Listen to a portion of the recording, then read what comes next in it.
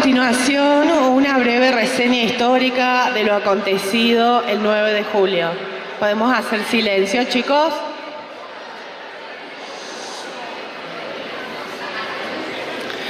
Para definir con exactitud el significado del Congreso de Tucumán, debemos decir que un congreso es el espacio donde se reúne un grupo de personas con una actividad en común, compartiendo características de forma o de fondo para debatir ideas y conceptos que les permitan cumplir con una misión u objetivo. El Congreso de Tucumán fue entonces el espacio donde se deliberaron las decisiones más importantes de la nación argentina y de gran parte del sur de América.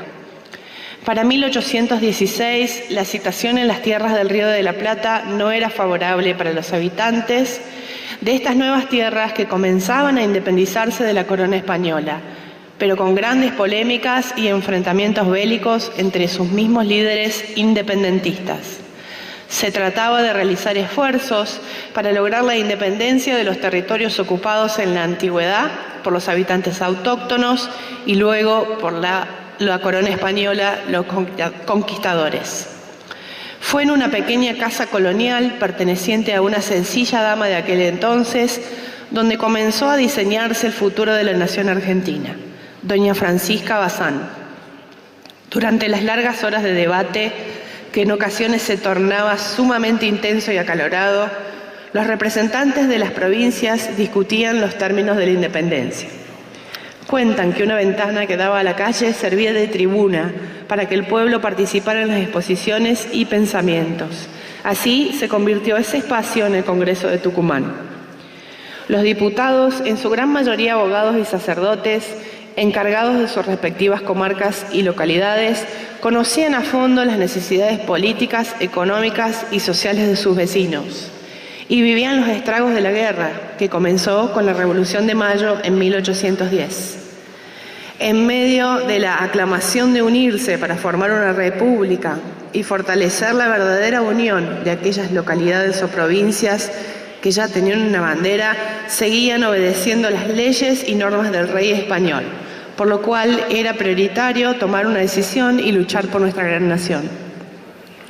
En esta acalorada discusión y debate se propusieron diversas formas de gobierno, como la federal, la república, la monarquía. Sin embargo, ninguna se concretó. Lo que sí se concretó fue la Declaración de Independencia. Seamos libres, lo demás no importa.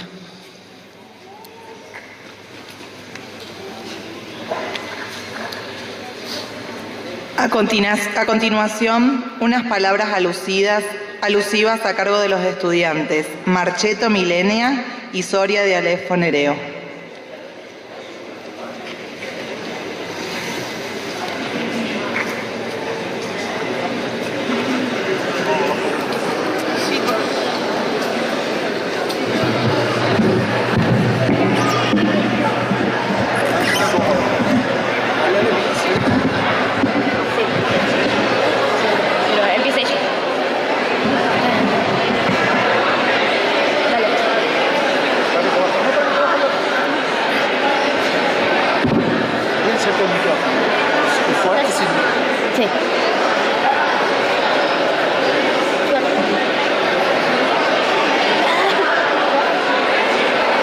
Durante mucho tiempo, y después de haber escuchado muchos discursos de maestras, profesores y autoridades sobre el 9 de julio de 1816, tenía el convencimiento de que un grupo de diputados, representando las distintas provincias del Virreinato del Río de la Plata, se habían encontrado ese mismo día en Tucumán.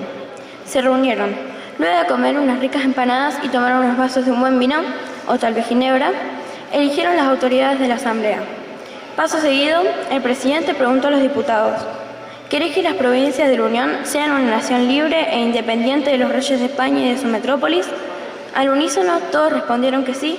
Se hizo el acto correspondiente y al día siguiente todos volvieron a sus provincias y la independencia había sido declarada por voluntad de las provincias sin problemas y para siempre.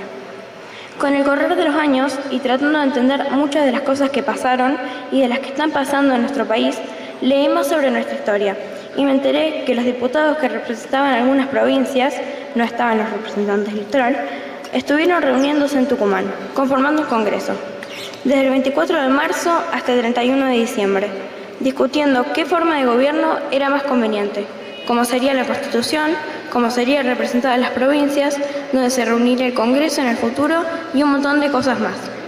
Pero mientras este Congreso se reunía en Tucumán, en el virreinato ocurrían otras cosas, como que en ese momento quien gobernaba era el director Álvarez Thomas y que había enviado a Viamonte a Santa Fe para guerrear con los del litoral que respondía al caudillo Artigas, quien se autollamaba protector de los pueblos libres. Viamonte fue derrotado y se envía entonces a Belgrano. Este comisiona a Díaz Vélez. Este lleva un acuerdo con los jefes litoraleños, destituyen a Belgrano y marcha sobre Buenos Aires. Que un señor llamado José Caparros se sublevaba en La Rioja y destituía al representante de esta provincia en Tucumán. El Congreso de Tucumán envió un tal Heredia, quien venció a Caparros y el diputado de esa provincia pasó a ser destituido a ser el presidente del Congreso. El mismo comandante que Álvarez Thomas envió a Santa Fe se subleva y marcha sobre Buenos Aires. Para evitar la guerra, los porteños hacen renunciar al director Álvarez Thomas y nombran en su lugar a Balcarce. Pero el Congreso, en Tucumán, lo nombra Pueyrredón. Al cambiar al director, Díaz Vélez, que cargaba sobre Buenos Aires, es enviado nuevamente a pelear contra Estanislao López en Santa Fe. Algunos porteños llaman a Rondó, que estaba en Salta, para que sea a cargo del directorio. El general Güemes le dice que no lo dejará irse y que si es necesario ocupará la fuerza. El general Bustos era derrotado en Córdoba y los portugueses habían invadido la banda oriental y la historia continúa con un sinnúmero de desencuentros, guerras, pactos y traiciones. Nada fue fácil. ¿Pero qué significó? ¿Pero qué significó y significa la independencia? Para algunos solo es un acto donde todos expresan sus deseos de ser libres. Se vota, se aprueba y ya está la independencia y la libertad asegurada para siempre. No es así. La independencia se elabora día a día, trabajando duro, cada cual desde su lugar. Hay muchas formas de ser dependientes, pero una sola de ser independiente, estudiando y trabajando. Los jóvenes estudiando y preparándose para cuando sean adultos. Los adultos defendiendo la independencia, lograda con tanto sacrificio, con el trabajo diario y con el compromiso de no permitir que ninguno, individualmente o en grupo, se sienta dueño de esa independencia, que tampoco sirve si no viene acompañada de la libertad. También se la defiende respetando la Constitución y exigiendo que los gobernantes también lo hagan, ya que tanto la libertad como la independencia son duras pero frágiles y por lo tanto fáciles de romper, pero muy difíciles de restituir. Deben saber qué es la dependencia para valorar la libertad. Dependiente es el niño que no puede valerse por sí mismo. Dependiente es el joven que se prepara para el futuro. Dependiente es el adulto que no se preparó o estuvo mal preparado. Dependiente es una nación que necesita de otras para valerse, ya sea económica, técnica, bélica o científicamente. Dependientes son los cómodos que esperan que otros hagan las cosas por ellos. Hoy, como en 1816, debemos decidir si queremos o no ser libres e independientes.